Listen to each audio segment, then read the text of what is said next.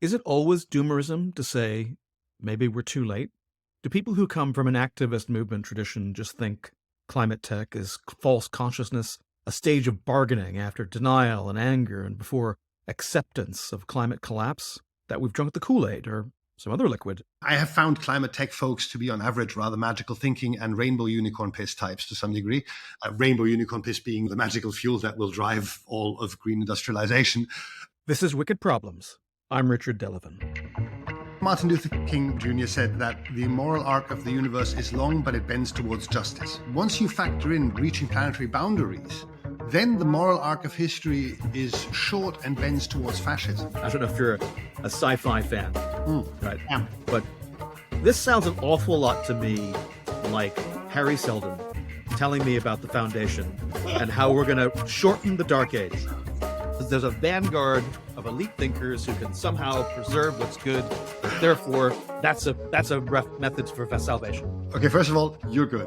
That was well played. I stopped arguing with people on the internet a long time ago. But occasionally you do see an argument and you stop scrolling. But I don't wade in anymore. If it's two smart people of good faith having at it, it's tempting, but usually people fail to live up to the rule. Not Godwin's Law, where whoever invokes Hitler first loses, but the Slugger O'Toole rule, violation of which was pretty much the only thing that got you banned from Mick Fealty's website, which was one of the only places on the internet that attracted people from both nationalist and unionist traditions in Northern Ireland for a couple of decades, and it's still going. And that rule was, play the ball, not the man. When I saw Keaton Joshi, a previous guest on this show, having it out on Blue Sky with Dr. Tadzio Mueller, a political scientist and activist who argues for something called just collapse, it sounded like something radically different from even what you hear from degrowth types. It got me remembering watching someone from Extinction Rebellion take the stage at the Business Green Net Zero Festival last year. Billions of tons of plastic, millions of tons of CO2 every single year. This platform enables Coca-Cola to do things like that and to pretend that they have a real transition to net zero. By sponsoring this festival, it enables their greenwashing. Anyway, sorry, sir. Thank you. No, honestly, we're fine. Thank you for making your point. We're not really fine, are we? You're the biggest global plastic polluter. So we're not fine. Well, you're fighting for my net zero, but actually, you're poisoning. We completely respect there are different views on how to manage this transition. We have people on platforms throughout the day that are from the activist movement, the protest movement, as well as people from the business community. We're trying to have an open and honest debate in good faith. Thank you, Edward, for your perspective. Excuse me, sir, I just would like to continue the session. Okay? I've been thinking since then, what's the relationship between activists and climate tech? What should it be? Should it be adversarial? Folks lobbying for Exxon or shouting on right-wing cable news would certainly celebrate that. Or, to borrow a term from left-wing movements past, if climate-denying fascists are a common enemy, is there a popular front approach that could bring those people together? And what does just collapse mean? So Tadzio agreed to chat, and I have to warn you, the chat gets pretty raw and pretty personal. Not shouty, not gotcha. I saw an interviewer recently think they were being clever for sucker-punching Hannah Ritchie with the implication that Bill Gates and Elon Musk were causing her work to be biased somehow, and I'm still cross about that. I really wanted to understand where Dr. Mueller was coming from, and respect the fact that he's stared into the abyss of potential climate collapse and has come away with the scars to prove it. It's not a short chat.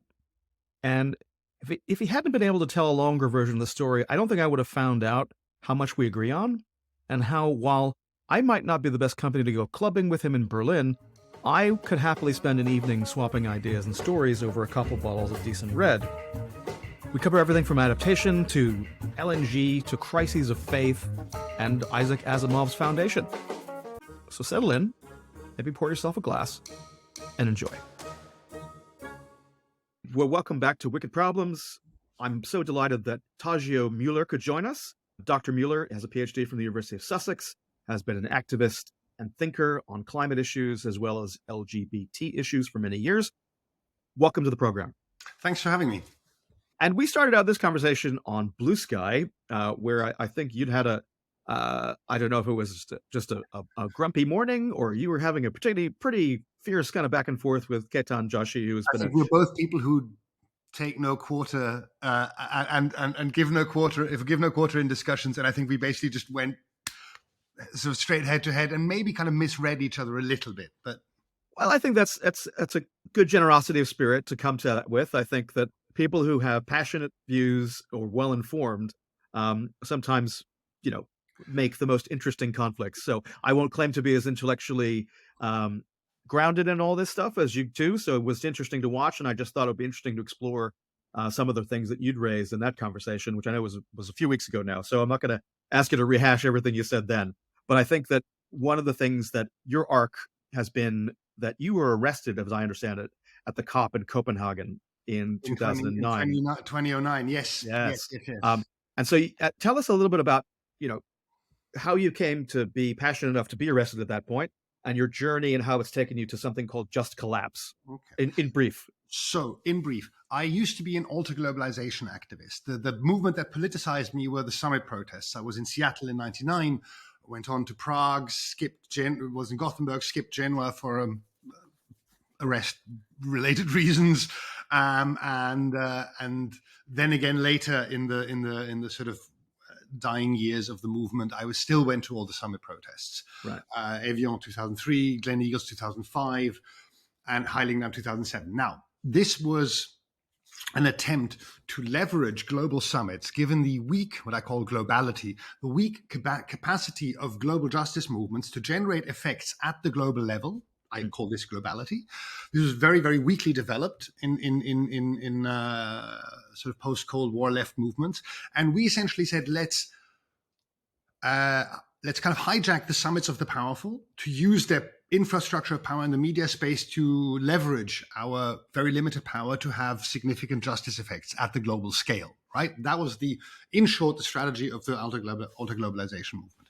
Now, on the one hand, those protests failed after 9/11, but a few years later, neoliberalism as a hegemonic project also sort of failed. And those global summits, due to a weakening of multilateral, well, essentially weakening of US hegemony, to be perfectly frank, those summits became less and less important. Then I was kind of looking for a new issue because the movement that I was thinking with had died, and I'm a movement thinker. So I was looking for a new movement, which is also a new issue, and a new job, which are all the same thing.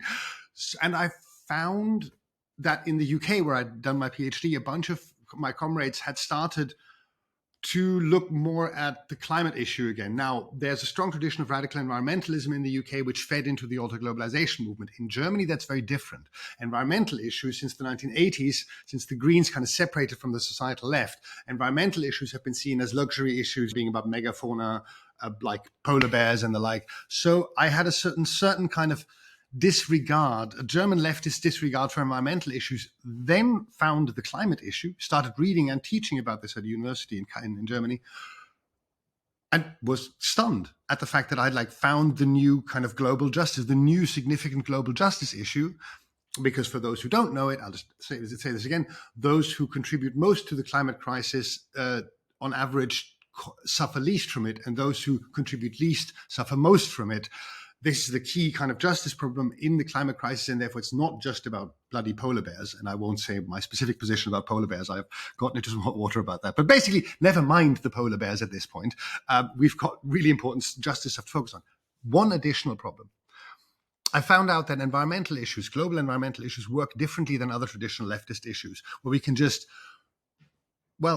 Martin Luther King Jr. said that the moral arc of the universe is long, but it bends towards justice. Once you factor in reaching planetary boundaries, then the moral arc of history is short and bends towards fascism. Essentially, once you look at environmental issues, you can't just use those leftist commonplaces that involve things like productive failure, where we just keep losing and losing and losing until at some point we win somehow.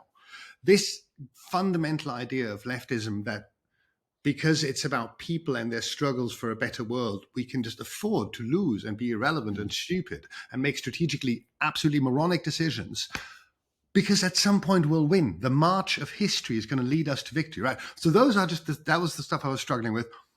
I was looking at the climate issue. I was like, fuck, this issue is being produced around the world, everywhere when we engage in any type of interaction within fossil capitalism. So I'm going to try and do what we did in Seattle.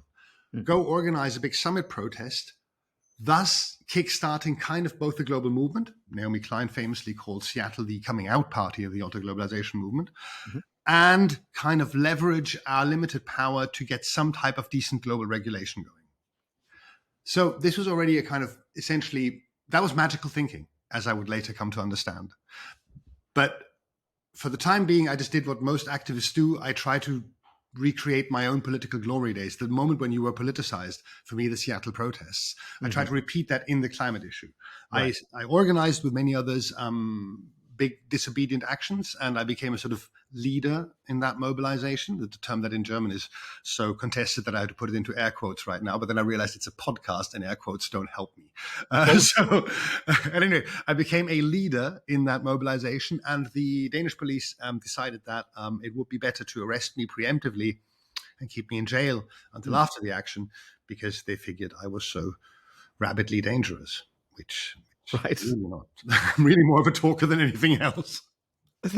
Okay. So, I mean, that's interesting. So it's something that you were kind of chasing the dragon, kind of trying to recover that feeling from '99, where you're a young activist who's out there on the streets and feeling good about things.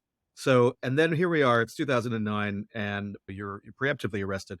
But at this point, your activism, again, you're recognizing that we're on a clock, and that makes it fundamentally different from previous leftist activism.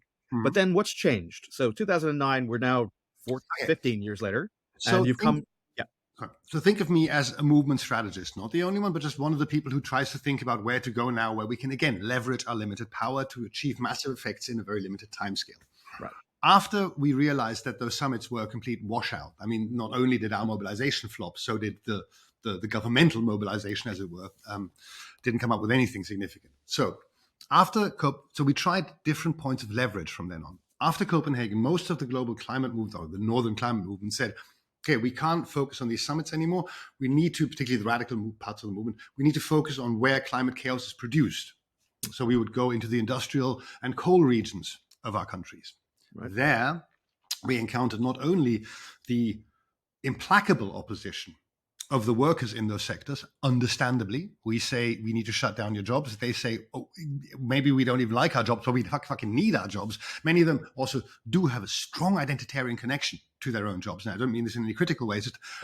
If you're a coal worker, this constitutes a significant part of your culture, your history, your identity, probably your family story, right? So we encountered not only that opposition, we also encountered a general ignorance of the topic, a general lack of awareness that every time something like, say, the Katrina hurricane or the Copenhagen summit pushed forward awareness of the climate crisis, either something else would happen, like the Euro crisis, or people would just forget. So climate was a significant issue already in 2009, and in 2011, nobody gave a fuck about it anymore. Right. So we encountered ignorance and massive opposition. Then, a few years later, the run-up to the Paris Agreement, 2015, kind of opened up political space where we we leveraged to get more participation. We were like 200 to 400 people at our actions until then, right? So that didn't really work. Then we managed to get bigger protests going in that space where essentially the governments of the world had said, okay, climate is a big problem and we're going to solve it. And then obviously did nothing to solve it. And that kind of energized a climate movement that tried to copy the theory of change of the German anti-nuclear movement. Reference why that's important. German anti-nuclear movement is the only anti-nuclear movement in a significant industrial power that managed to fight for and achieve a nuclear phase-out after Fukushima. Right? Okay. So this is the nuclear phase-out is a situation where a movement from below against government and economic elites managed to impose its will on the energy sector. And energy policy is a policy field traditionally totally reserved for elites. There is to be no popular. It's like foreign policy, right? There is to be no plebeian participation in energy policy. That shit's important for governments, for armies, for all factions of capital, right? Mm-hmm. Stay out, little people. We managed, this is a global first, to impose our will on the energy policy of a significant industrial power. So, since our goal now as climate activists was to kick fossil fuels out of the energy system, that was basically our strategy. Mm-hmm. We tried to copy the strategy of the anti-nuclear movement, which basically goes like this. A protest movement let's say a few thousand well-organized cadre, organize significant disobedient actions, while the more moderate wing of the movement organizes big protests. Those create a media space in which we can change popular opinion over time. And then, under, say, pressure of an external catastrophe, Fukushima or a climate-related catastrophe, the government would choose a position that would accord with the societal majority position that one should protect the climate. That was the idea. Right. However, as it turned out, we managed to shift societal opinion towards a majority saying, yes, we need more rapid climate protection, we need to get a more rapid coal phase out in Germany. Right. And yet, although we had about 75% of society by the end of the teens, we had 75% of society sort of organized in favor of more climate protection and a rapid coal phase out. What we in the end got was a coal phase out. Again, parenthesis, Germany as a world champion, not in producing renewable energy. Uruguay, Morocco, Denmark are way ahead of us. But world champion in burning lignite, the dirtiest of all the fossil fuels, soft brown coal. Okay, so after years of struggle, after 10 years of struggling in the coal regions and at the national level, we got a coal phase out in 2038. In 2018, Germany, one of the richest countries in the world, decided to get out of the climate-destroying soft coal business only 20 years from then on. That was when the world was already burning in 2018. Mm-hmm. But incidentally, that was the high point of our power. From then on, everything we tried would deliver reduced effects. Massive. We organized the biggest, Fridays for Future organized the biggest protests ever in the Federal Republic of Germany. Right. No effect on actual government policy. Nothing we did actually shifted policy. We had shifted opinion. We had shifted majorities. We had brought millions of people to the street, and nothing shifted actual policy. I came to understand that what people feel that they want in terms of more climate protection is totally irrelevant compared to, well, the capitalist system's innate drive towards continuous growth. Because if you look at global emissions rates and global emissions concentrations, the only thing that accurately predicts that is global economic growth. When you have global economic growth, global emissions rise. When you don't have growth, global emissions don't rise. Fact. So nothing else matters. So I can guess what you're going to say, but I'm going to ask you to go in there anyway. This podcast is really about and for climate tech, right? So solutions. Yeah. And so we take a particular kind of POV on this. So I'd like to hear your thoughts before we get back to your narrative on the claim you've just made about that the only provable link between growth is that we'll have this corresponding relationship with increasing emissions. Now, people would say, and various analyses disagree on this. Again, you could say that only the ones that you agree with are correct. But there is mixed data that suggests that it's possible to have a delinking of emissions growth to economic growth. You're going to tell me why I'm wrong, or why the people who say that are wrong. But I just want to hear you respond to that point of view. So the traditional response from, let's say, green economy types, so people who believe that green growth is possible, or Green New Dealers, is that yes, historically, Tadzio, what you say is true. It's always been growth that has driven emissions, but we can decouple emissions from growth. Now, the data that they will then put forward is almost always national level data. They never show global data, and obviously we're talking about one atmosphere. So therefore, and a global capitalist system where production chains are global, where production can be outsourced if it's dirty, right? So the only metric that really matters is global emissions. But even if we look at the national emissions or the national decoupling instances that they point to, you can always show how those are really more the result of industrial offshoring, that is to say, sort of pushing dirty industries out of the country, than they are of actual climate policy. Generally speaking, I found no convincing evidence of actual decoupling, because you have to think about it that now, on some level, it's obvious. It seems obvious. If you say, well, we're going to have more production of electric cars, they'll put out fewer emissions, and that will be economic growth. That's not so emissions intense.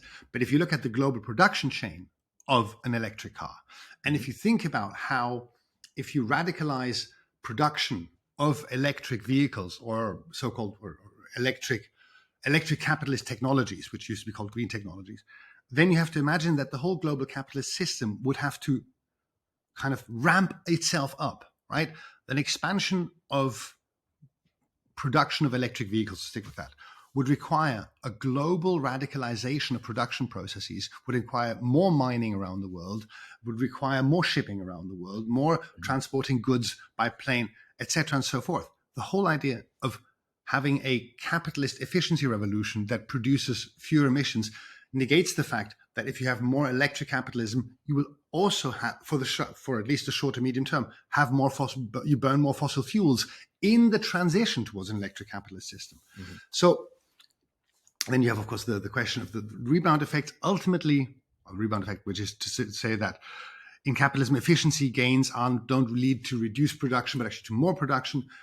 All of this is to say that the decoupling narrative is just another instance of magical thinking because it is weakly grounded in evidence, which is almost exclusively national, has no grounding in theoretical analysis, and simply expresses our desire to not have to change things that we can't change. We have not figured out, even as clever anti-capitalists, we have not figured out a way to stop this machine.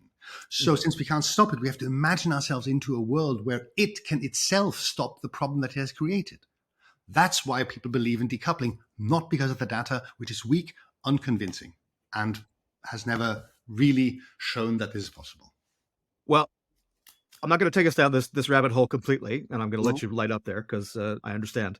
But I think that we can park that for the moment. But I think you've given the point of view on this, which I think is, from my point of view, a good representation of the counter argument. So let's get back to the narrative. Right. So you came to the conclusion that decoupling is, basically the efficacy of the movement. I mean, many people talk about 2019 being this inflection point. We see the internal documents that have been leaked from Exxon and BP, how they're terrified of Greta. They're terrified of Fridays for the Future.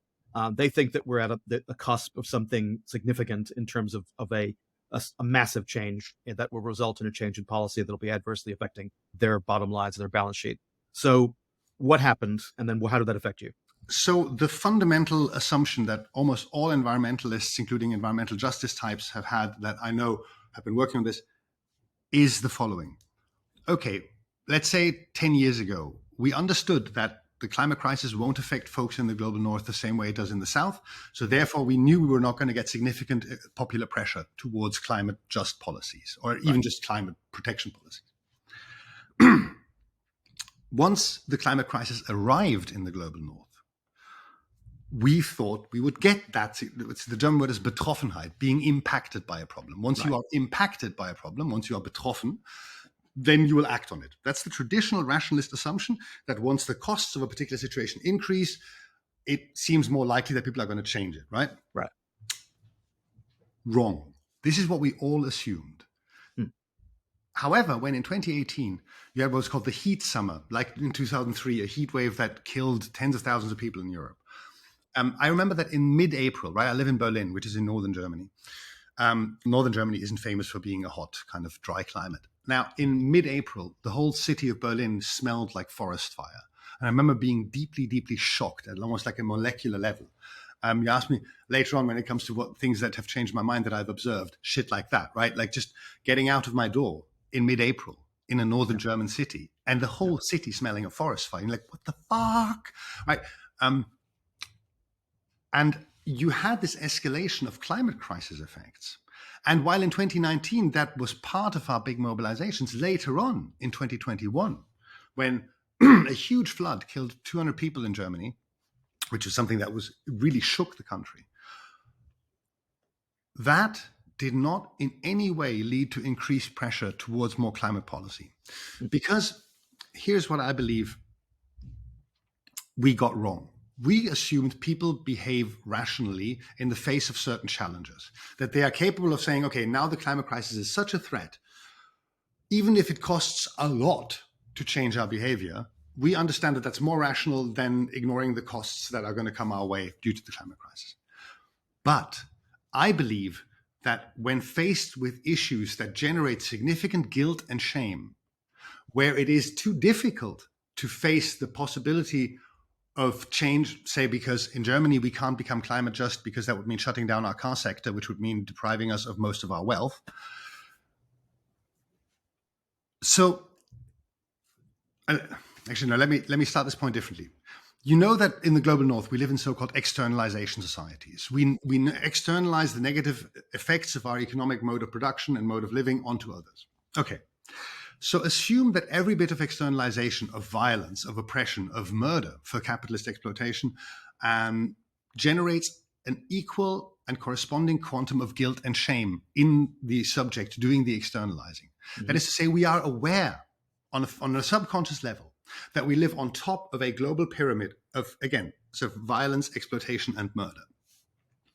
This makes us feel shit because it doesn't actually accord with the values we believe we hold dear.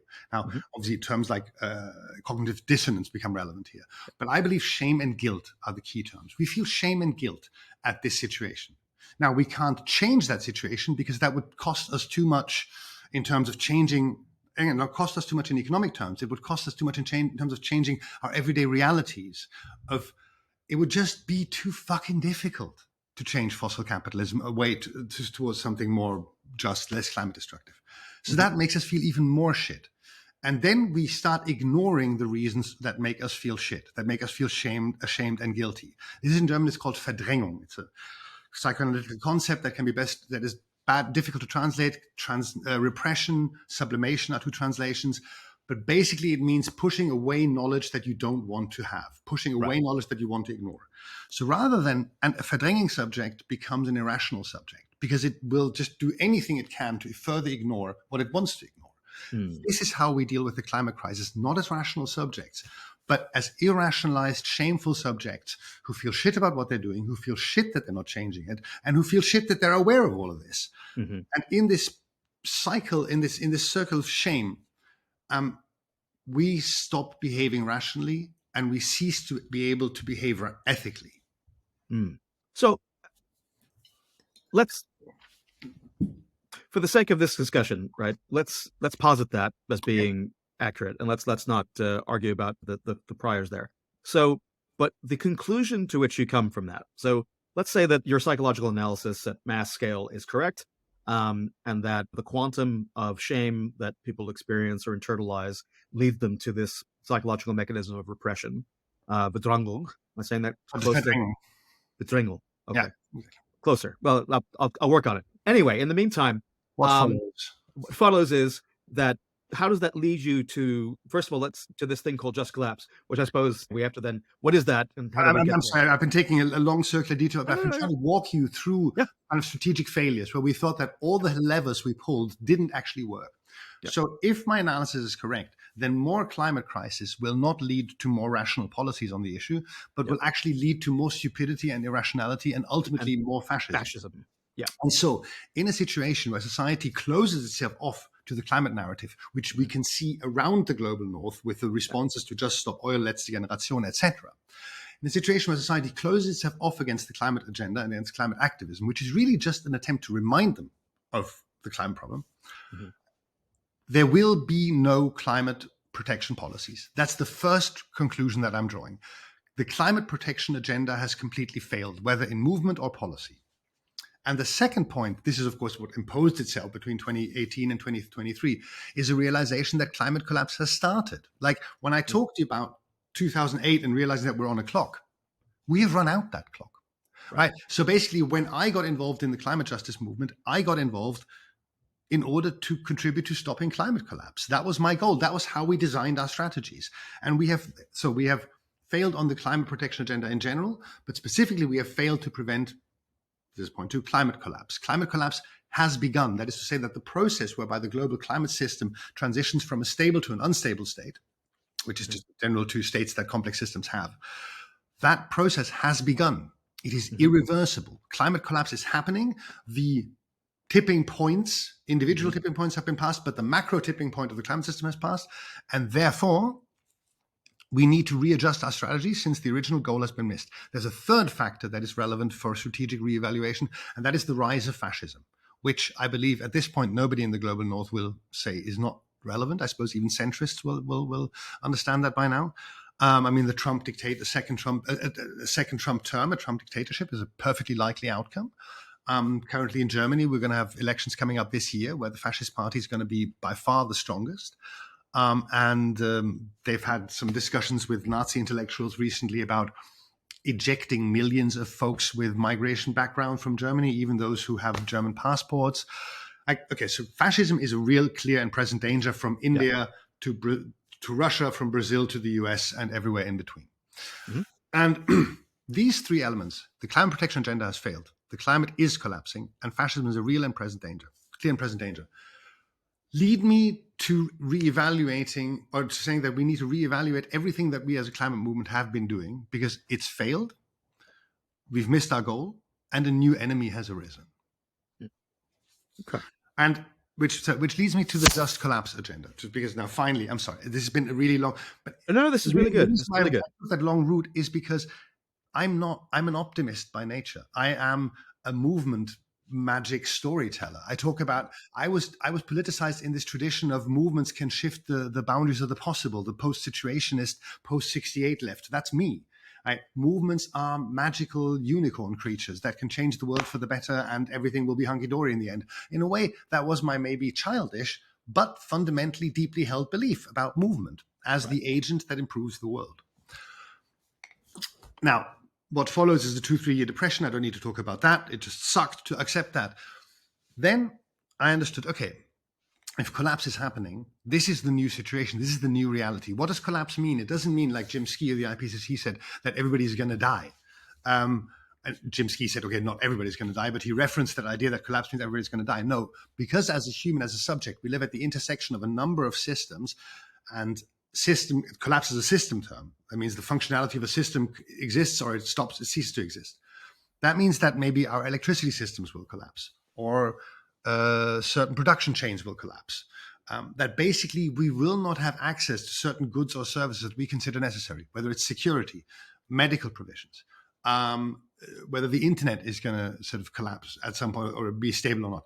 This is what collapse means. Collapse does not mean that everything is going to end. It just means that things that we have taken for granted will no longer be there when and if we want them and need them. And this is going to be the new situation. Now, imagine that you have a neighborhood where there is no water and electricity, and that neighborhood is being contested by fascist and anti-fascist forces.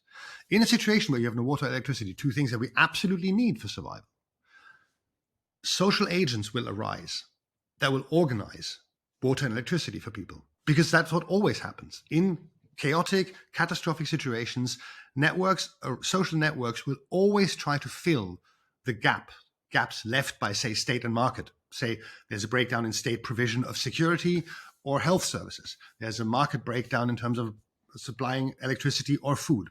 Social networks will always arise to try and fill those gaps. They might not do so perfectly, but they will always arise. So a political question within collapse is no longer can we prevent collapse? That question has been answered.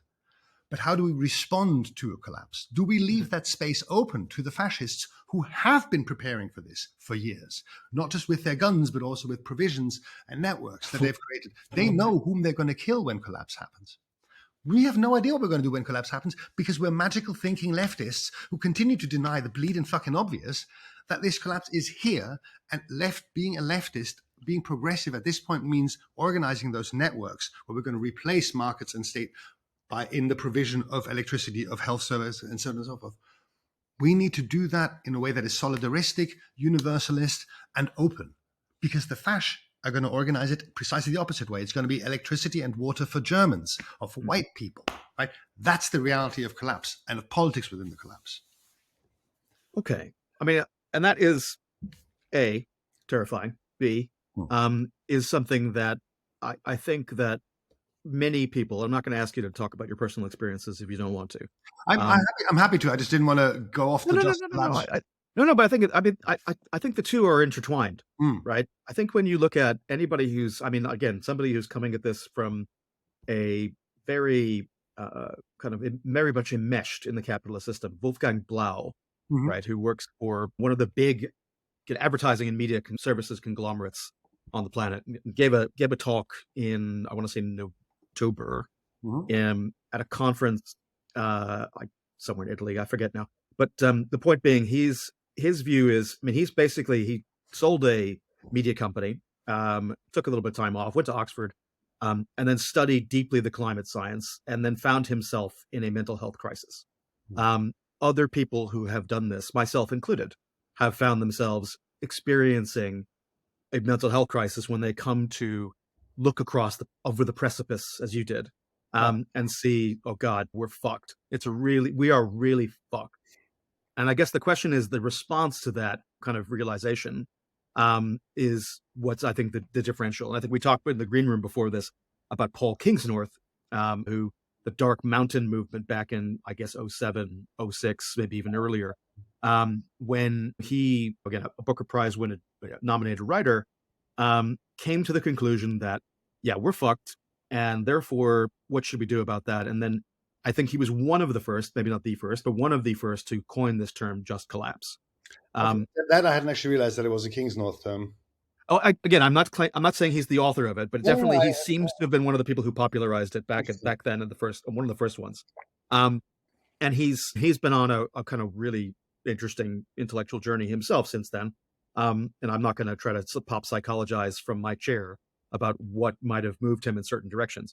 But I think that what's interesting about that is that, as we talked about in the green room, he's gone in a particular direction of embracing a very deeply enmeshed in a particular faith, not even a faith he was brought up in, but one that seems to resonate with him living in a kind of a monastic community almost in the west of Ireland, where if you draw on that tradition, there are narrative arcs that humans have had really for quite a long time about what Solitaire Townsend, who I interviewed the other day, calls an earned dystopia.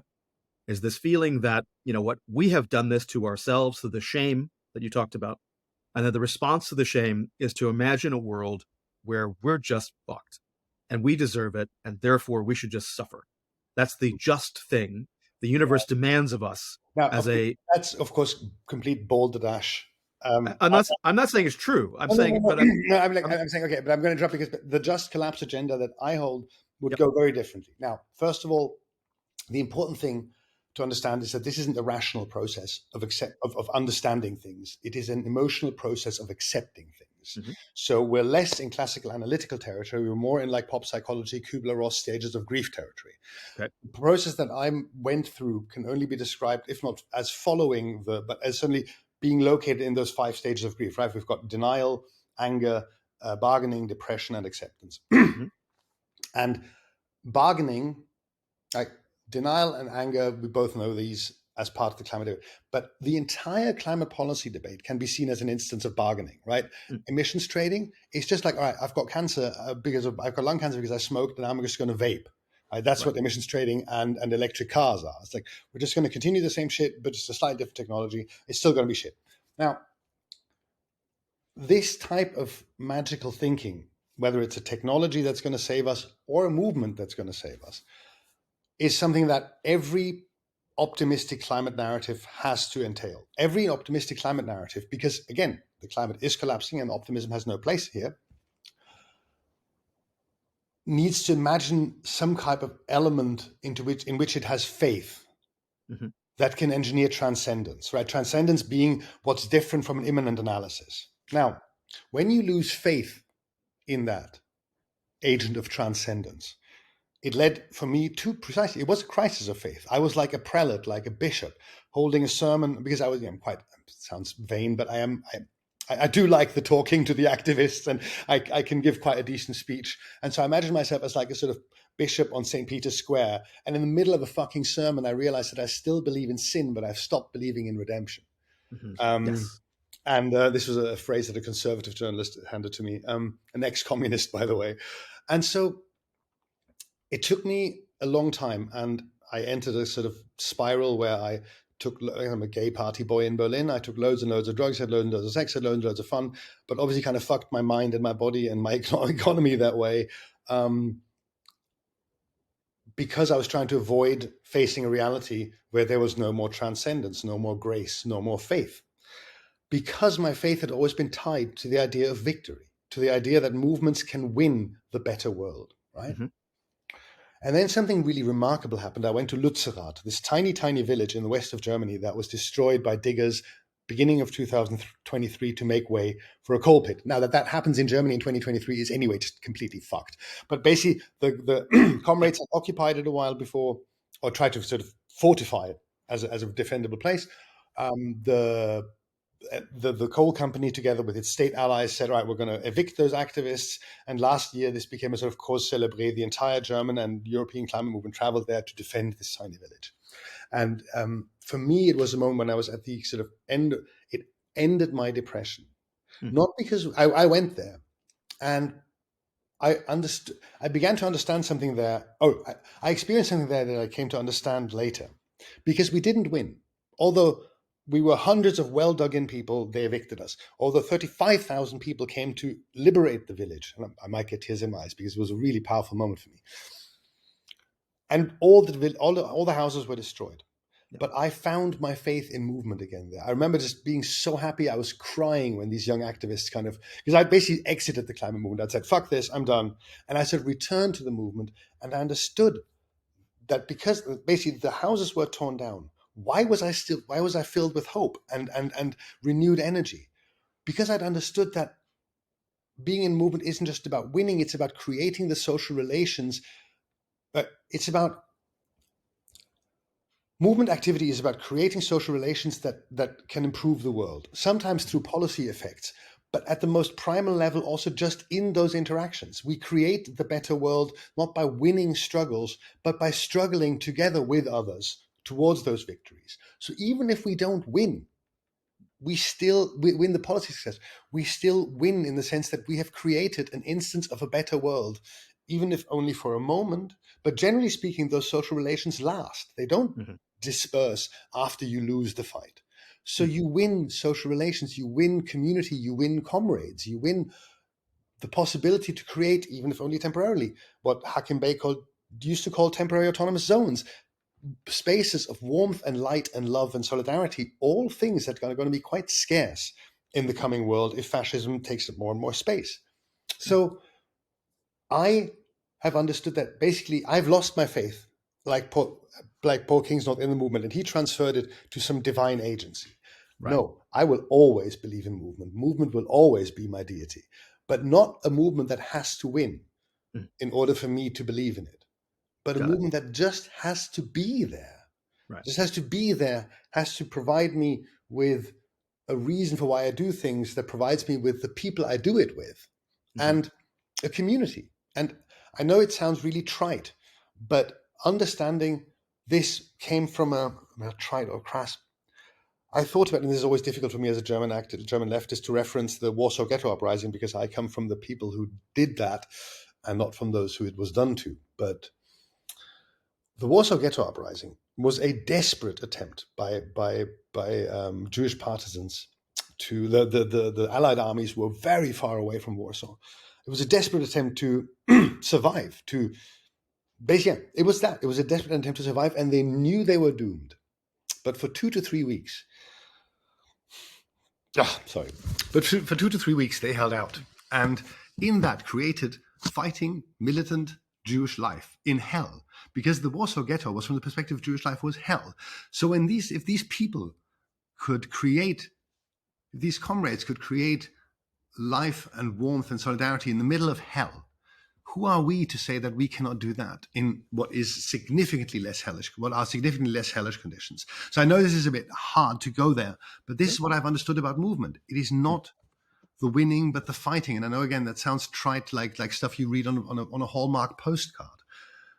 But that's what gave me confidence and strength and ended my depression in Lützerath.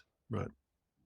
And thank you for sharing that. I mean, it's a powerful personal experience, and it's also something that I think resonates with a lot of people. And I think that one of the reasons, I mean, insofar as we attract listeners to this show, it's in part because I think we do things slightly differently, in that I have always taken the view that it's important to have people look honestly at the world and be able to kind of see what are possible responses to the real situation. And I think that one of the things that you mentioned in the build-up to the how you came to this position was this idea, but it's irreversible.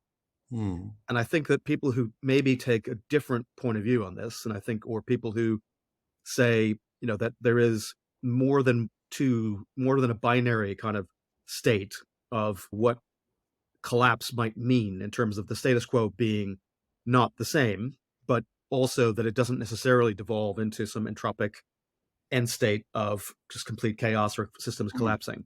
So I listen to people like Michael E. Mann, right, who I think is a difficult character to get my head around, because I think that the evidence that we see recently of, for heaven's sakes, the Copernicus stuff that came out the other day about we were nearly at 1.5 this past year. Have you looked at the ocean temperatures this year? Yeah, They're amazing.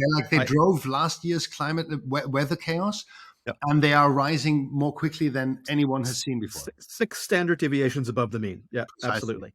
So, and I think that the question I put to a lot of people, including I snuck into the Copernicus press conference and asked the scientists, don't you think it's time to stop telling people that 1.5 is still an achievable goal? Don't you think you should tell the policy advisors, you should tell the policy folks that, can you just stop? Because it's not going to be helpful to have to reverse once you've, and then the answer that I get traditionally from people in public is what I got there, which is, and no disrespect to the scientists who gave it, but basically every 0.1 degree matters and blah, blah, blah, blah, blah, blah, blah, yada, yada, yada. And we won't even know for 10 years because we need 10 years of data, et cetera, et cetera. And I'm like, guys, come on.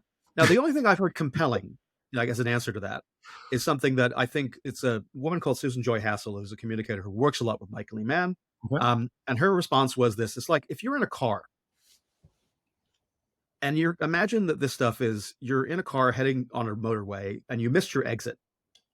Do you just keep driving into the sea, or do you turn around at some point and try to get back to where you're supposed to get off? I have a car metaphor as well. Okay, go ahead. Analogy, and I always confuse metaphors and analogies. I'm never quite sure which one is which. Okay, I think it's an analogy. Okay, let's stay. Yeah, no, car. Sure, let's take a car, because car is also the principal symbol of contemporary capitalism. Let's stick with the car. We are in a fucking car. That's in itself a problem, but let's say we're in a car. What we've been doing is we've been driving towards a wall. We're not talking about an exit here. That's the wrong. That is the misleading part of her image. We're not talking about an exit. We're driving towards a wall, because, right, the stability of the global climate system, and that all of what we call human civilization, including, capitalism, the internet, and the gay scene, has cities, agriculture, that's evolved in the Holocene. 12,000 years of unusual climatic stability, where the climate didn't deviate beyond the 2 degrees, sort of 2 degrees beyond the mean. Okay, so that means that it is empirically pretty clear that human civilization depends on a stable climate. Beyond the macro tipping point of the climate into an unstable system, there is no stability. There is simply no a complex system that becomes unstable will not generate the type of recurring weather structures that we built our whole civilization on, in order, basically, because that is required for sedentary agriculture at a grand scale. So we're basically talking about a wall, because when that ends, right, shit's going to happen very, very quickly. Now, imagine driving at a wall at, say, 200 kph, mph, 120 mph. I was roughly doing the metric imperial thing. Okay, 120 mph, driving towards a wall. Now, slow that process down on your laptop.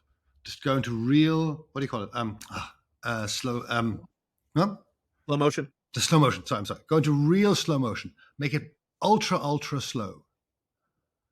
Right now, the front of the car has already hit the wall. Now, we're in the back seat, because the more privileged you are, the further back in the car you are, right? And right now, it seems like the whole car is folding itself into that wall very, very slowly. Mm-hmm. And all the while, we're talking about, cleaning the back seat. Mm-hmm. Now, that's what we're talking about. We're not talking about an exit. Okay. There is this implied volition, this implied choice, this implied agency that we haven't demonstrated that we have over 150 years. We do not have the collective agency to slow down capitalism. There will be because of the Vereinigungsgesellschaft, as talked about before, there will be no climate protection. We can also say, sure, every 1%, every 1/10 of a degree helps, but we don't even know how to achieve 1/10 of a degree less warming, because so far we've been running on all the sort of the worst case possible scenarios in terms of actual emissions developments. The actual emissions development, if you add the methane stuff from Howarth, who has calculated and he has been excellent on all LNG and methane related stuff, who calculates that the emissions of methane just on the whole product chain from fracking US gas in Nevada or Texas and then bringing it to Germany and burning it here actually make LNG between 24 and 200 and something % worse than burning coal, right? Yeah. The non-captured methane emissions from the shale revolution are probably what has tipped us into this climate escalation collapse, because, as your listeners probably know, methane is active within climate active within 12 years, CO2 within 50 years. So if you look at when the climate the climate collapse really happens, what I believe is 2018, 2019, you calculate back to the beginning of the US shale revolution. Bingo. There you have your culprit. Now, while the climate movement tries to fight coal, what do the powers of the world do? They expand global LNG infrastructure to such a point that we now have a third fossil fuel lock-in. So basically, we have a structural fossil fuel lock-in. We've got a massive expansion of LNG capacity around the world. It doesn't really matter how long we burn coal, although most of the coal is still going to be burned. So even if you can tell me that, even if I agree that every 1/10 of a degree would matter, I would tell you, yeah, dude, but there's no fucking way we're going to actually get the emissions reductions, because that is not what we've been doing for the past 15 years. And I've also demonstrated the psychological mechanisms which would lead to us not doing it in the next 15 years. And if you look at the politics of all northern countries right now, show me the political party that will run on a strong green transition platform, and I will show you the political party that gets pulverized. Keir Starmer has been withdrawing from Labour's green positions. Joe Biden's IRA isn't a green transition. It's just expanding electric capitalism and also expanding everything fossil along the way, right? Because the US is a drill baby drill and all of the above energy country. There isn't a politician in the global north who doesn't know right now that the climate agenda is a death knell for your political ambitions. So society doesn't want climate protection. Parties will therefore not propose climate protection. Capitalism doesn't abide by climate protection. And we're seeing, if anything, sort of a radicalization of fossilism around the LNG and methane problem. So even if it were the question of an exit before hitting the wall, I'd be like, well, sweetie, we're currently driving at 240 kph because we're getting faster all the time. And even if we hit the brakes now completely, the wall is still there. And the last exits are back behind us and we're driving forward. We're not slowing down. And there's a wall. There's a wall and we've hit that wall, in my mind. Maybe not for Michael Mann's colleague, but if we haven't hit the wall, how do we explain those fucking 6 standard deviations above the mean for ocean temperatures, which I just do not fit onto any graph that anybody has ever drawn about ocean temperatures? Again, you don't have to take my word for it. You just have to ask yourself, so this Tadzio Mueller knows very little about tipping points, but what he says actually accords with what I see in the data more than what folks like Michael Mann and Stefan Rahmstorff in Germany say. Why do the people who understand more about this say something that is probably stupider than what he's saying? The reason for that is, again, Verdrängung. They have staked their lives on a particular type of environmental communication, which I believe originated in the post-Rio world, in the Rio 92 Earth Summit, where they've told us that protecting the environment is a win-win-win situation for everybody, because they always knew it was going to be a hard sell.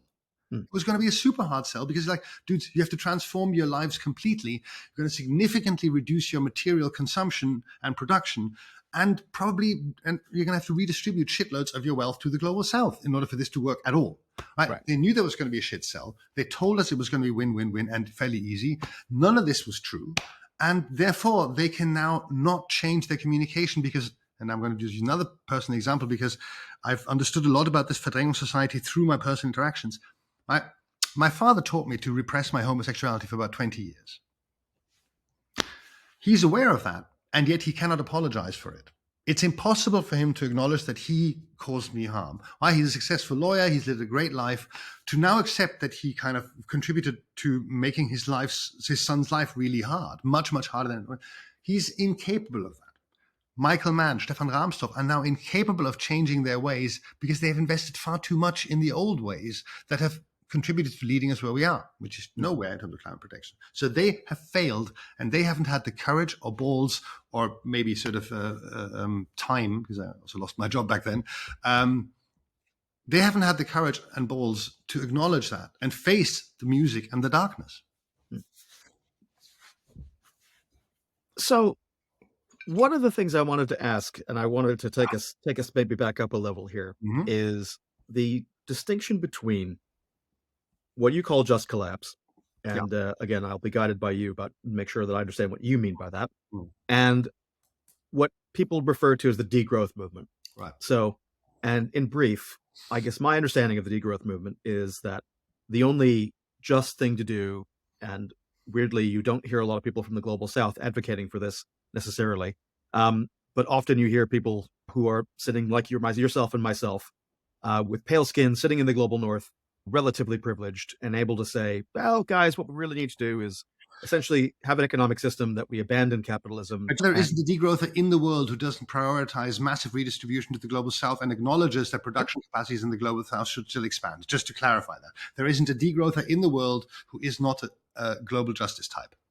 I'm not arguing that they're not. I'm not saying that they're, I don't know, but you started with a fairly leading, which is fine. And I just try to interrupt that. Fair enough. Okay. No, yeah, I'm not suggesting that that they're not motivated by some sort of desire for a vision of global justice that has accords with what they see as preferable. But how would you draw the distinction between some of the people who advocate a more, again, we have whole publications that have been started in the last few years about degrowth, and what you're talking about, how it's different? Well, first of all, while I'm a degrowther in terms of content, I'm not a part of the degrowth movement because there is no degrowth movement. It's a purely academic discourse that is entirely irrelevant and completely stays out of any political debate that's actually real. Like, for example, when the Corona lockdown happened, and interestingly enough, the first Corona lockdown is the only instance that we have not yet talked about, where policy led to a slowdown of capitalist production that was significant from a climate protection perspective, because it engineered this just for a month or two, engineered the 7% per annum reduction of emissions that we would need. Okay, that we haven't talked about yet. It's an interesting subject. And I try to encourage the degrowth. As I said, this is the degrowth you have, not the degrowth you want, but the degrowth you have. As Marx said, hic Rhodos, hic salta. Basically, here's the rose, here you have to dance. And they were like, no, that's not our degrowth, man. We want like degrowth by design and stuff. And like this isn't our communism, like in the 70s, right? You had those communists who are like, well, we're not going to talk about the Soviet Union because that's not our communism. Yeah, but it's fucking there. Right? If you're a communist, talk about it. This was degrowth. That was really existing degrowth. Talk about it because it is important. No, degrowth as an agenda doesn't exist. It's just an analytical framework. Okay. The difference between my framework and theirs, other than mine being political and theirs being analytical, is that the degrowthers are talking about basically governments individually or getting together to sort of tamp down global capitalism, slow it down, and do a bunch of redistributive stuff and change the structure of the economic system. In my case, I believe that those things will all happen unplanned. Right? I'm in a degrowth by design. And by the way, I don't even think there has to be degrowth. I'm sure capitalism can create growth out of all sorts of bullshit. And therefore, I'm actually agnostic as to whether there will be a growth or non-growth world. I believe we'll have a less growth world because reaching planetary boundaries increases the opportunity costs of each of each unit of growth, if you want to say it like that. Yep. Okay, so in my world, I'm agnostic as to whether that will grow or not. If it doesn't grow, there'll be faster collapse because that's how capitalism collapses. If it grows, then there'll be less collapse. Okay. But there'll still be ecological collapse either way. And so that's the first. I am not actually talking about growth. I'm talking about collapse. And I'm talking about the social practices that we need to develop in order to be able to still thrive, feel joy, and live, thrive, feel joy in a world where various systems are collapsing. My agenda is a very practical one that says to movements, hey, this is what you can do in the upcoming situation, not one that just looks at that. It's not an analytical agenda. It's a strategic agenda. And degrowth is precisely the opposite of that. It's totally unstrategic. In my case, I'm saying this is and will more and more be the situation. collapse. Therefore, absence of certain goods and services that we consider necessary. The fascists will try to fill that hole, and they will do so powerfully with a strong story, right? Clearly, we know that a story like water only for whites will work among whites. It has proven that over time and time again. So the fascists will try to fill that hole. This will massively expand their power base and contribute to the likelihood that the global north tips into full fascism, which will also be terribly shit for the rest of the world. I believe that the anti-fascist struggle is currently the dominant justice question for us in the north, because imagine how northern fascist regimes will appropriate resources from the south. That won't be friendly neo-colonial or late imperial structures of buying it. They'll just go there with SEAL teams and take the stuff out if anybody mucks about, right? Right. So this is the situation as it is and as it will be more and more. So my agenda differs very much from degrowth in most points that I can think of. Yeah. No, that's I think a really clear explanation about why it's different. And I was going to come back to COVID, but I want to park that for a second. But I think that in terms of, actually, no, let's go to COVID. Let's talk about that. Because there's two things that I would suggest or ask you about, right? Yeah. One is to explain the significance of COVID and where some people have taken from that. And I think there's not a coincidence that COP26 in Glasgow had a different tenor to it. I think that there was something latent about what happened in 2019 and 2018, where you saw a collapse of effectiveness. Yeah. Other people saw a rise in prominence of climate activism, people talking about it, the agenda. Corporates changed their language, changed their tune about it. And then you had people, capitals rallying around, at least in public, this idea that we can change and yet survive in something like the system we have now, simply by adjusting certain levers of the system. And shouldn't we try that at least before we abandon that path? So how does COVID fit into that story for you, and why is that important? The first thing to understand is that I consider everything that is said about the climate as completely irrelevant to the climate. I believe the climate, like emissions rises are 100% climate discourse inelastic. So basically, yes, you see a rise in prominence of an issue and people talking about it. And I'm saying that stands in no, or at worst, an inverse relationship to actually doing something about it. But isn't that time bound though? I mean, given the climate effects take more than a decade to be able to show up really in the broader system, even to your point about shale fracking, the idea that, okay, but I'm saying, but the idea that the discourse would somehow have anything to do with an immediacy of effect that could be observable. You would have to be able to see. Sure, you won't be able to see it in the emissions concentrations, maybe, but you'll see it in actual policy, right? What happens during those years is not a move towards more electric technology, more electric capitalism, and not a reduction of fossil fuels. Like what you do not see, there's no empirical connection between climate discourse and actual climate protecting policies. It just doesn't exist. In fact, an escalation of climate discourse can often just be a societal. I mean, is there a relationship between talking about gun crime and gun control in the US? No, there isn't. I think the US is a bit insane for various reasons. But interesting enough, this is precisely my contention. The Verdrängungsgesellschaft the Verdrängung society is a bit insane. It is irrational and stupid, right? But hold on just a second. But to take your gun analogy, right? To take your gun example, other societies, right? So Dunblane in Scotland, here in the UK, various tragedies in Australia and New Zealand led to different policies that then changed the picture. That's because there isn't the same degree of shame and guilt involved, and at the same time, not the same degree of economic concentration of power, right? Of concentration of political and economic power. Now, there are some issues on which countries can change, and there are some issues on which countries can't change, a little bit simply. Right? Germany cannot just shut down its car sector. That is impossible for a number of reasons. The political power of the sector, the importance in taxation and jobs, etc., and so forth. And for political reasons, the US can't shut down its gun sector. Right? It's too well organized. It has these 20% insane supporters that will shoot everybody who wants to do anything about gun control. And so there are some issues on which political discourses can change the actual policy, and others where it is much more difficult. And that is situationally specific. And my argument is that guns constitute the same source of irrationality as cars in the US as cars do in Germany. But now, so back, that was you started saying, well, we saw this rise in effectiveness. Okay, I actually contest that. We saw a rise in chattering about the climate, which isn't the same thing as changing the climate policy. Right. Yeah. But now COVID. The reason why I think that's interesting is because in the alter globalization movement, we talked about points of leverage before. And one of the things that we felt, us alter globalists, was that governments were no longer able to actually influence capital. And that was the whole globalization debate of the 1990s was all about what's the capacity that individual states still have to influence the development of capitalism, the rapacity, the speed, etc. And the general assumption was that that governments had given away the sort of control lever. That globalization had meant that governments had given up the point where the lever with which they can control capitalism. COVID showed that that was not the case.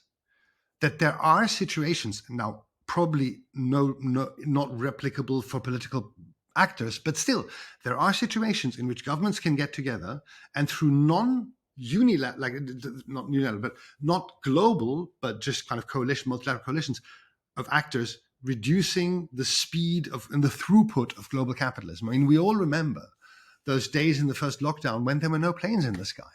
Yeah. That was pretty funky. I remember lying on Tempelhofer Feld, which is an old airfield, lying up and looking up into the sky and just not seeing a single fucking plane. It's like 2 hours. And wow. Okay, so this is the interesting point, that if my contention that emissions are driven by growth is correct, and COVID shows a situation where governments, for political reasons, slowed down or actually reduced the throughput, the growth, the activity in the global capitalist system, then that suggests that there is still leverage, or at least potential leverage. But unfortunately, that leverage can't be used because the politics of our northern societies are currently going completely against the possibility of slowing down capitalism for any reason that isn't connected to the rights and privileges of rich white male landowners or something like that. Sorry, that was a reference to the farmers' protests in Germany right now. I'm sorry, that was let's ignore that. Let's not open that Pandora's box. That's another. Yeah, I think that's a conversation for a different day, because exactly. I know you're highly involved in that. Where's my head going right now? Oh, to the farmers. Okay. But I mean, it is something that I think that you're not far off in terms of correctly diagnosing where the kind of where things seem to be headed or could be headed. I guess the question is then, in terms of what to do about that. And I guess then this is where it comes down to acceptance of the idea of irreversibility. The thing about your analogy or metaphor that's nice, of course, from your point of view, is that if you're hitting a wall, there is a moment where it's too late, right? Exactly. Whereas I guess there are people who don't accept that contention. Precisely. And the reason why they don't accept that is not the data or the theory. It is the lack of emotional labor that they've done. And I was in a room yesterday with people whom I explained my concept of Verdrängung society to them. Yep. We talked about it for 10 minutes. Then later on, we talked about strategy. And in that strategy debate, it was really fun. They were all verdrängen. They were all basically ignoring what we have agreed before that. Right. And I told them, I cannot change your minds right now, because it's not about stuff that I can tell you, because you know everything I'm going to tell you. Yeah. It's that your brain doesn't choose to arrange it in a significant order that tells you what the truth is, because your brain is verdränging that awareness. And so the people who say that we still have an option are those who simply haven't done the emotional work to accept that we have missed that, or that there's still an exit, that we have missed that exit, and we're on a highway, and on a highway you can't just turn around. And there is no more exit. We've missed the last exit. And we now have to understand that we're going to live in, and now of course I have to change analogies, we're going to now, because unfortunately the car is going to sort of fold, and we're probably not going to get out of the car because in that analogy. But okay, let's see, what analogy would I use now? Okay, now we have a situation, once we have adjusted downward our expectations of future awesomeness of our lives, right, implying more material consumption, etc., more certainties and so on. Once we've accepted that there'll be less material luxury, there'll be more chaos, more social contention, more polarization, more fights, more struggle. Then we're no longer in that rapidly driving car. Then we're, so to speak, in a vehicle of our own choosing, in a world that is super uncertain, but one which we can now start to navigate because we have done the emotional labor to accept that this is now the situation. Right. And I And get this is that. what for people. Okay. So I'm going to ask you one more thing Yeah. in terms of a concept to get your reaction to it. Again, it's going to maybe sound trite or pop psychology or pop culture. But whenever I hear, and particularly your version of Just Collapse, and how even there's some resonances with King's North, but in terms of this idea that, again, I don't know if you're a sci-fi fan, right? Yeah. But this sounds an awful lot to me like Harry Seldon telling me about the Foundation and how we're going to shorten the Dark Age.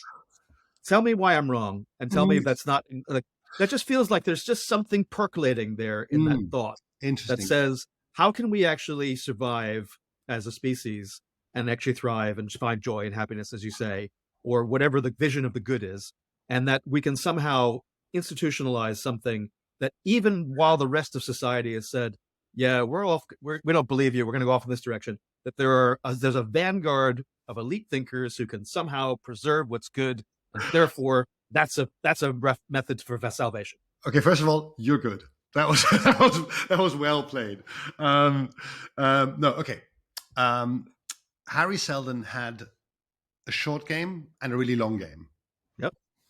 I only have a short game these days.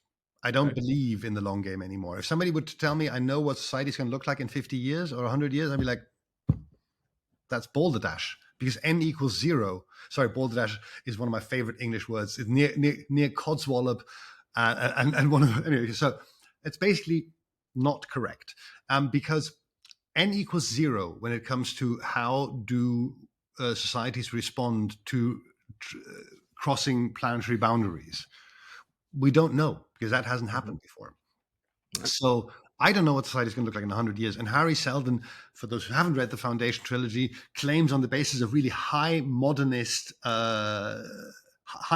thinking that society is essentially a predictable body, that if you were a sort of Laplace demon who knew everything, had all the data, and Harry Seldon, this genius, does, you could accurately predict how large groups are going to move and therefore pretty accurately predict what society is going to look like in tens of thousands of years from his position.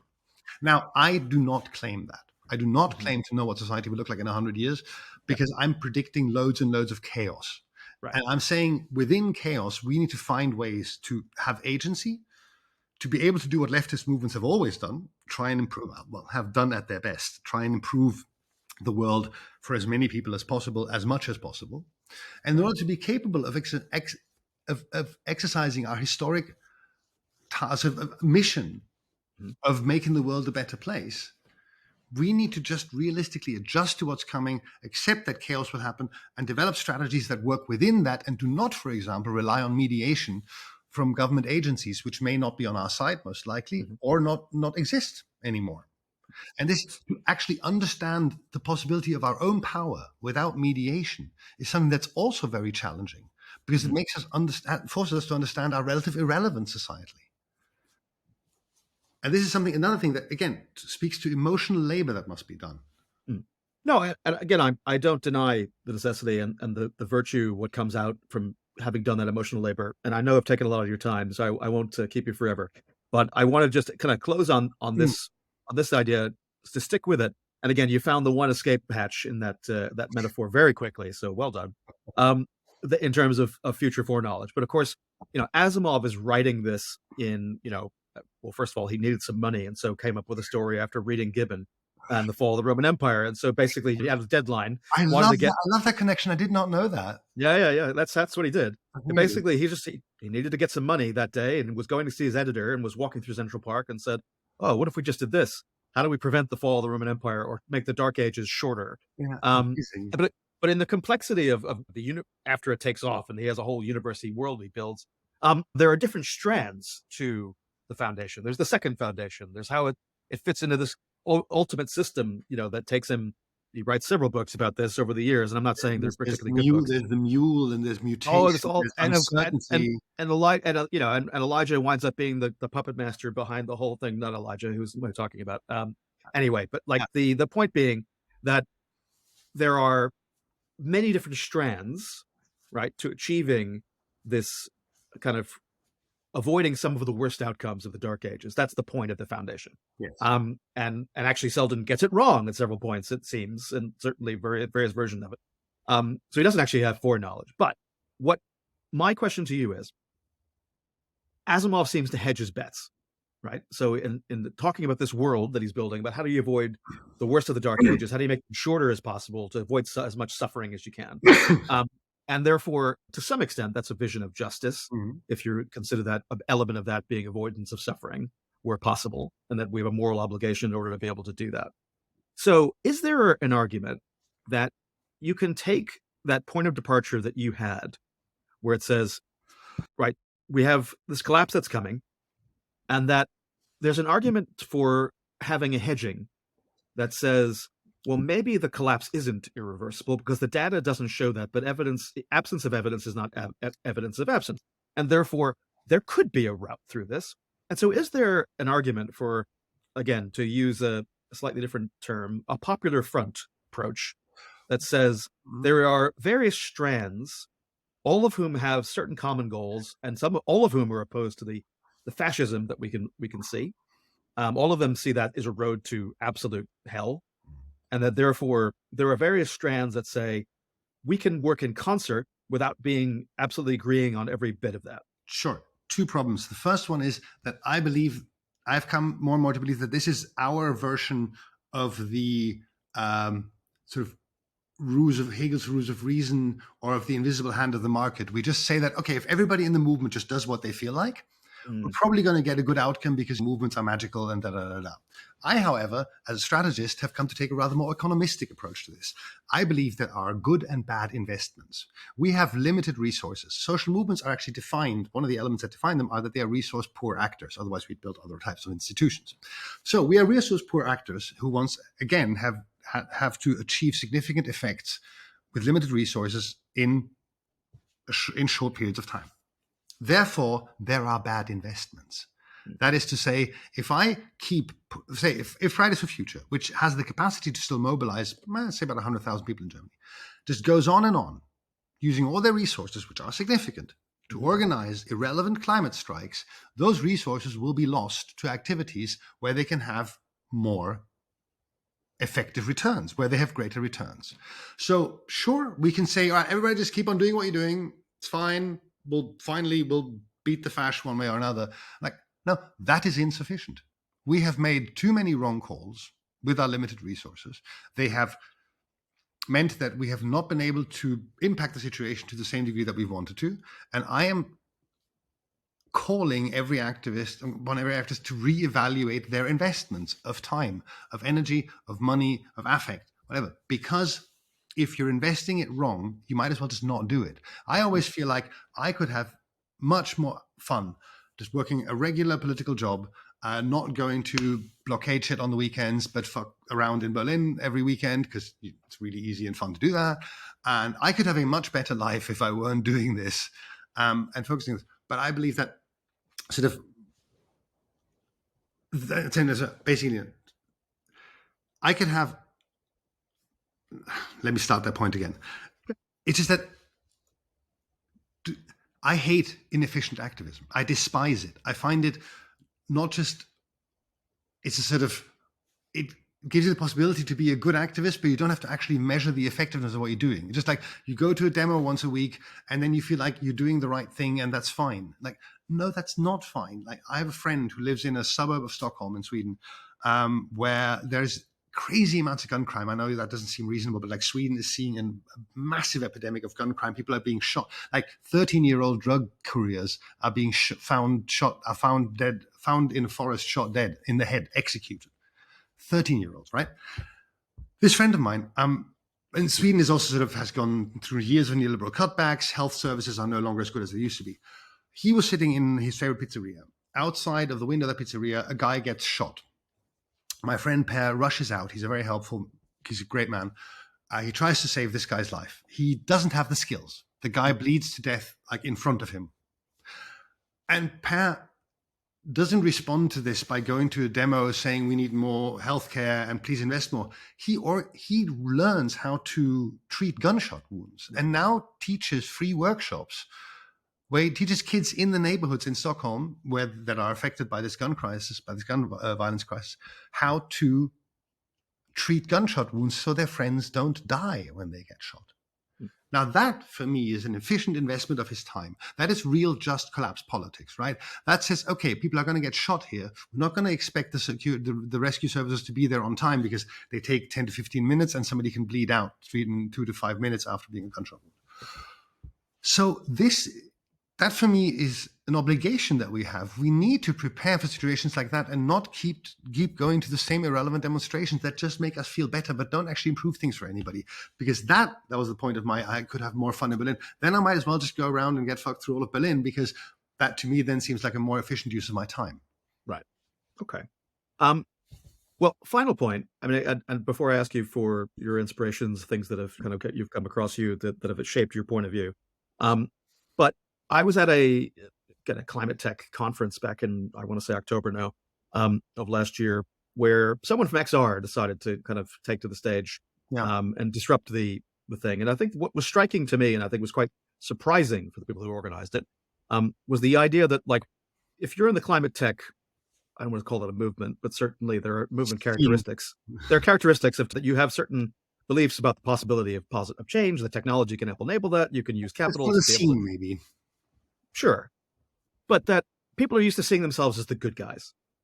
And I guess what I'm asking is on this popular front notion of whether or not you see people who are working in technology towards climate solutions as being part of the problem, implacably part of the problem, or if you say that they might be complementary to some of the things that you're doing.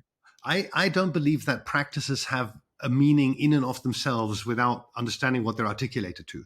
Now, for example, I have found climate tech folks to be on average rather magical thinking and rainbow unicorn piss types to some degree. Rainbow unicorn piss being the magical fuel that will drive all of green industrialization.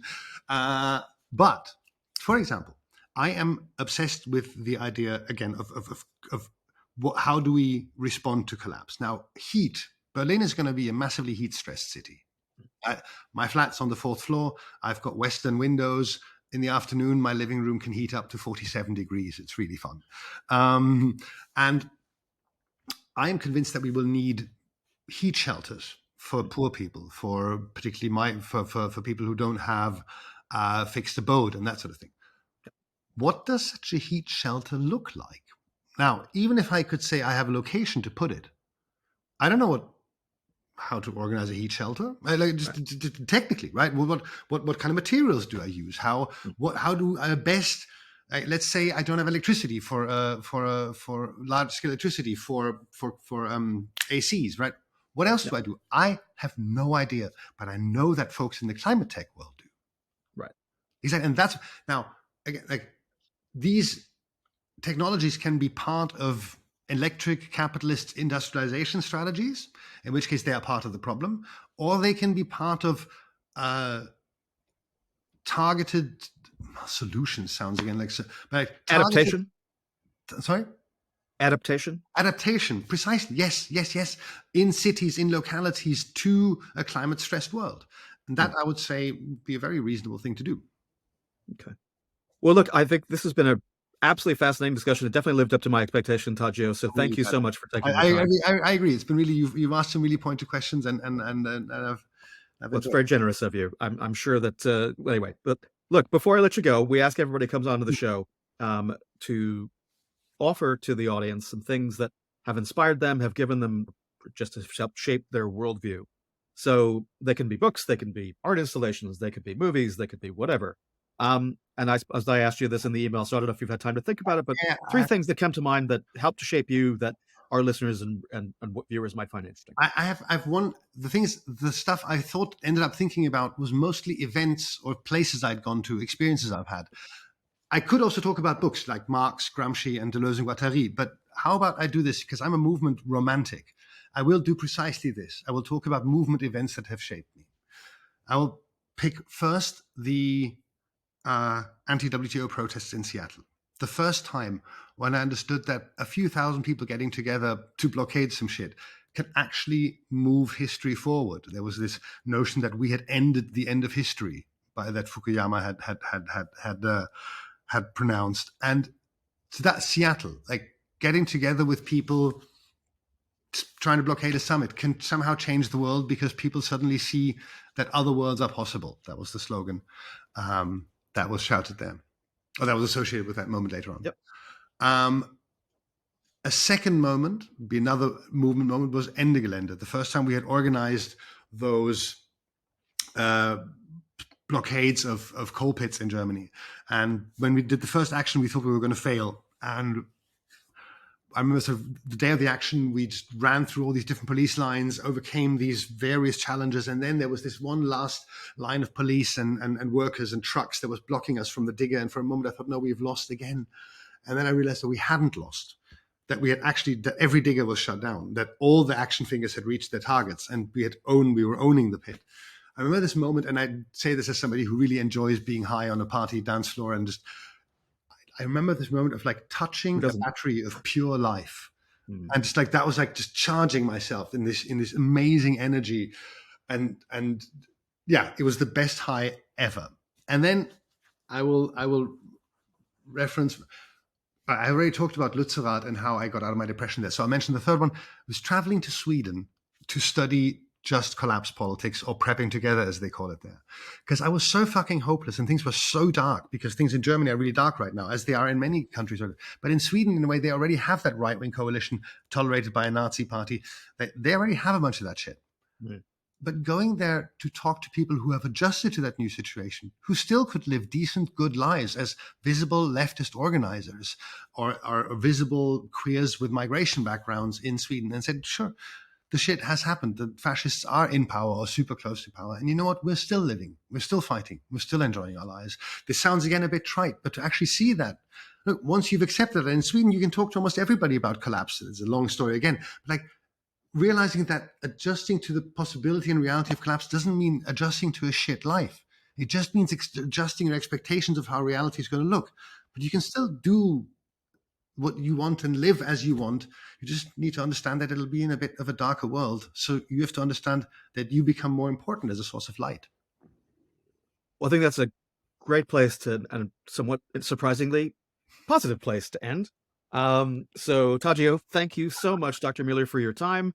Really enjoyed this chat. Hope we can do it again sometime. So did I. Thank you so much. I hope you get through those, because I really want to hear this online. No, because I really enjoyed this conversation. I really, and I hope that we'll continue, definitely. So let's agree to meet again in how about we meet a year from now and see how things have gone. Let's do that. Let's put a date in the diary for a year from now, and if not, I can't join you for all the fun in Berlin. It's not my lifestyle, but some of it, I'd love to be able to meet up, have a, let's just say, have an adult beverage, either there or here on this side of the water.